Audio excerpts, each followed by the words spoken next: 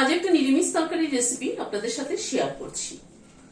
একটু ভিন্ন রকমের কিন্তু নিরামিষ তরকারিটা একঘেয়ে গতানুগতিক থেকে একটু আলাদা, কিন্তু যেটা ডালের বড়া করে ছোট ছোট আলু কেটে তা দিয়ে সর্ষে পোস্ত বাটা দিয়ে করেছি।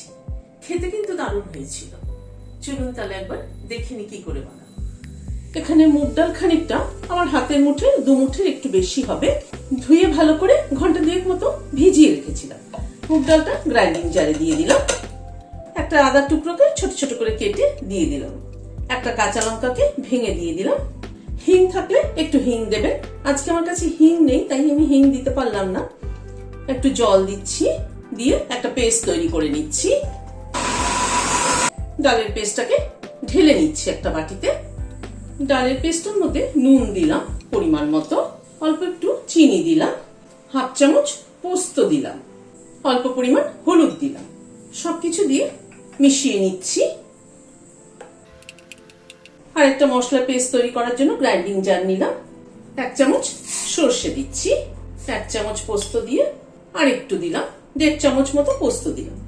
এর সাথে একটা কাঁচা লঙ্কা দিলাম, 2 টেবিল চামচ নারকেল কোড়া দিলাম, অল্প একটু নুন দিয়ে দিলাম। একটু জল দিয়ে একটা পেস্ট তৈরি করে নিচ্ছি। সরষের তেল দিচ্ছি। তেলটা গরম হয়ে এসছে, অল্প অল্প করে দিয়ে বড়া ভেজে নিচ্ছি।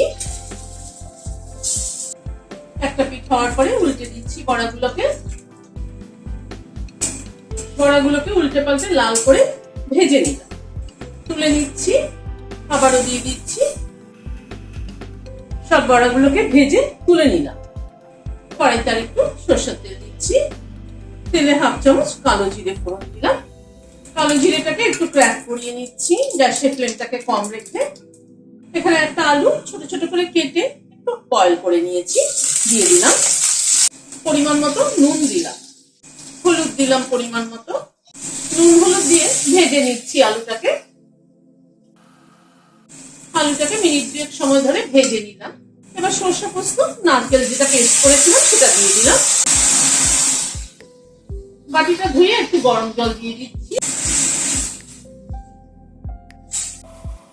সরষে পোস্তটাকে খুব একটা বেশি কিন্তু ভাজবো না, হালকা একটুখানি নাড়াচাড়া করব।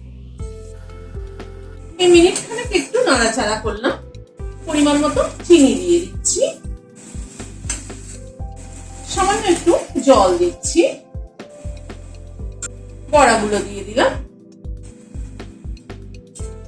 খুব বেশি জল দেবো না, বড়াগুলো যাতে একদম নরম হয়ে যায়, তাহলে ভালো লাগবে না।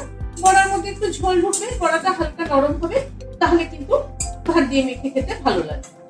জাস্ট একটুখানি মিনিট খানেক একটু ফুটলেই গ্যাসের ফ্লেম বন্ধ করে দেবো। একটুখানি ফুটুক, জাস্ট একটু মিনিট খানেক একটু ফুটলো। খানিকটা ধনেপাতা কুচি ছড়িয়ে দিলাম। একটু কাঁচা সরষের তেল দিয়ে দিচ্ছি। একটা কাঁচা লঙ্কাকে ভেঙে দিয়ে দিলাম জাস্ট ফ্লেভারের জন্য। গ্যাসের ফ্লেমটাকে বন্ধ করে দিলাম, মিশিয়ে দিচ্ছি। যে কোনো নিরামিষের দিনে এরকম কিন্তু বড়ার একটা তরকারি করলে দারুণ। এই দিয়ে কিন্তু ভাত খাওয়া হয়ে যাবে। ঢেকে দিলাম, স্ট্যান্ডিং টাইম 5 মিনিট।